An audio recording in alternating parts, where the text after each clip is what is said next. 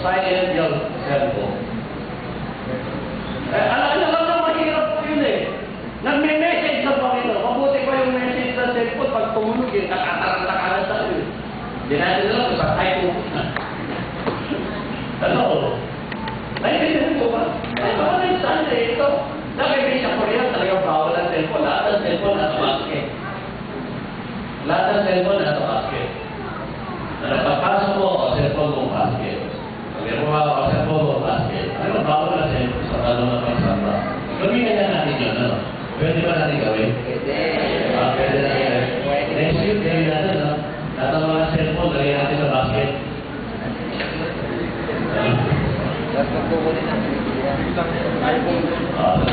Simula sa Sunday natin ang cellphone. Hindi mahirap yun eh.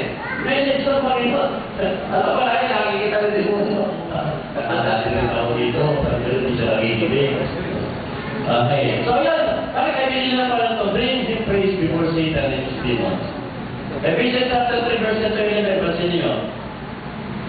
Sa English, to the intent that now the manifold wisdom of God might be made known by the church to the principalities and powers in the heavenly places. Alam niyo, kaya ako kinuha yung English kasi sa Tagalog, hindi masyado malinaw. Ang sabi po rito, yung intensyon ng Diyos, ano, yung walang hanggang karunungan ng Diyos, being made known by the church, ay malalaman sa pamagitan ng simba o ng mga mananampalataya to the principalities and powers. Yung principalities and powers doon, yun ang binabanggit yung mga demonyo, ano? According to the eternal purpose which accomplished in Christ Jesus our Lord. So, yun yun. Tingnan natin ito. Matthew 6. Balikan natin ito. Kanilawan siya, tagalog natin tininan. Pansin niya. And I say also unto thee, which is verse 2, that thou art Peter, and upon this rock I will build my church. Sabi ni Lord. And then ito matitinan. And the gates of hell shall not prevail against it. Ibig sabihin, maging yung pintuan ng impyerno, hindi makakapatay sa mga mananampalataya. Naintindihan niyo po ba? Ibig sabihin, mas makapangyarihan yung nasa atin kaysa kapangyarihan nung nasa impyerno. Kaya po ngayon, nagbigay na siguro, even the gates of hell, even the gates of hell shall not prevail against the church. Maski ang impintuan ng impyerno, hindi makakapatay. Kaya ganun, talumpay ang simbahan eh. Maliban na lang talaga kung tayo nagiging biktima ng kaaway. Okay. Okay, tingnan natin ito. Malilo na. Nagbalik tayo spell ito. Disciple a disciple must understand God's design for the church. Dapat daw ang disipulo ay naunawaan kung ano ang design niyo ng Panginoon sa church. Number 1, tingnan natin ha.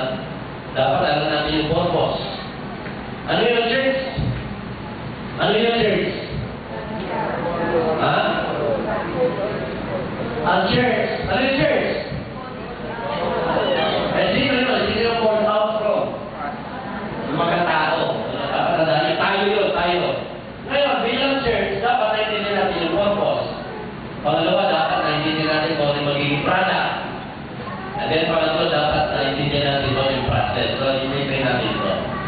So, tingnan natin. Biblical purpose for the church. Ano yung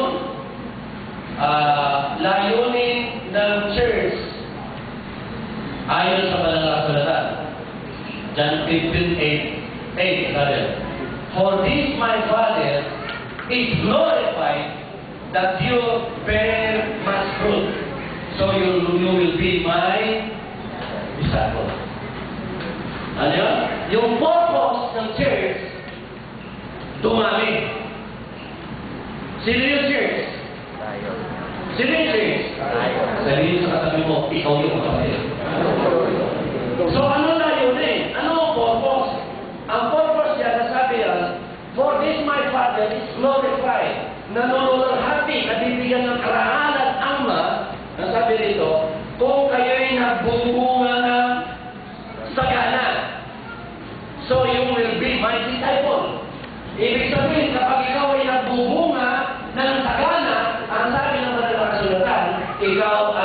alagad ng Panginoon. Amen ba? Taas na ng kamay ng mga alagad? Yung mga alagad, taas ang kamay. Okay, ano naman sa katabi mo? Nagtaas ba ang kamay ng mga katabi mo? Nagtaas ba ng kamay ang katabi mo? Okay, sabi mo sa katabi mo, nagtaas ba ng kamay? Okay, mga tanong, may bunga ba? Hello? Bilang sa ito, wala akong bunga. Ay, hindi ko, kaya nga sabi ko kapon eh. Yung yung member na, yung visit lang ng member, yung visit lang, ang isang church na born again, kung ang visit lang niya member, every Sunday, uupo na rin, makikinig lang kay pastor. Pero hindi magbubunga. Alam nyo, basahin natin ang Biblia, sa Bagong Tipan. Alam nyo kung kanino galit na galit ang Panginoon? Sa mga hindi nagbubunga. Tama mali? Tama. Tama mali? Tama. Tama mali? Tama. Galit na galit ang Panginoon to. Sample. Pero sample. Sa araw, ang Panginoon, papasok sa Jerusalem. Galit ang Panginoon kasi mga tao sa alit na gawin panalangin ng simbahan, yung templo ng Panginoon, sa alit na gawin panalangin. Ang ginawa tindahan. Ano? Doon sa templo, sa galit ng Panginoon, tatagkakanin mo. Alam niyo, sa pagod ng Panginoon, isipin ang daming pinagkakasaka doon. May mga nagtitinda, may nagtitinda ng kalapati, may nagtitinda ng balon, may nagtitinda ng ambrose, may nagtitinda ng balon. Gamit ang Panginoon, pinagkakasaka niya, napakagod ng Panginoon. Nung mapagod ang Panginoon, lumabas siya sa templo, paglabas niya, meron siya nakita puno ng higos, ang daming dahon. Nabasa niyo ba yun? Sabi niya sa akin niya, nabasa mo yun? Nung makakita yung dahon, ang in-expect ng Panginoon kasi gutom siya, pagod kasi tao ang Panginoon eh. May bunga. Kaya nung lumapit ang Panginoon, tingnan niya yung dahon, tingnan niya, pinagtatagal niya yung dahon, pinagtatagal yung dahon, wala siya makakita kahit isang bunga. Wala siya makakita. Ang sabi nito, simula sa araw na ito, hindi ka na mapapakilamanan. Hindi na alawasan sa dati mga alaga. Nakakulat sa mga alaga. Ang nangyari dito, sabi niya, Lord, yung puno ng igos na kinausap niyo, na sinumpano, natulog. Bakit ba? Bisa ba ng sapon? Bisa ba ng sapon? Okay, Lucas Kapitulo 13. Wala na, bibili na tayo. Para po sa part 2. The parable of the fig tree. Ang kalihana ng puno ng igos. Ano nangyari? Lucas 13. Verse 13 na tayo. Magkakalap kayo. Yeah, bro. Hinahin natin ito. Para masyado naman kayo. Pati na natin pareho na. Luke 13, Lucas 13. Anong talata po? 6. Hindi na mo dito sa Bible po. Ang kwento po niya ay merong isang mayaman na may-ari ng lupa. Tama ba? Tama ba? 6 na yata yan, no? Ngayon, ang sabi niya, 3 taon na akong punta ng punta rito,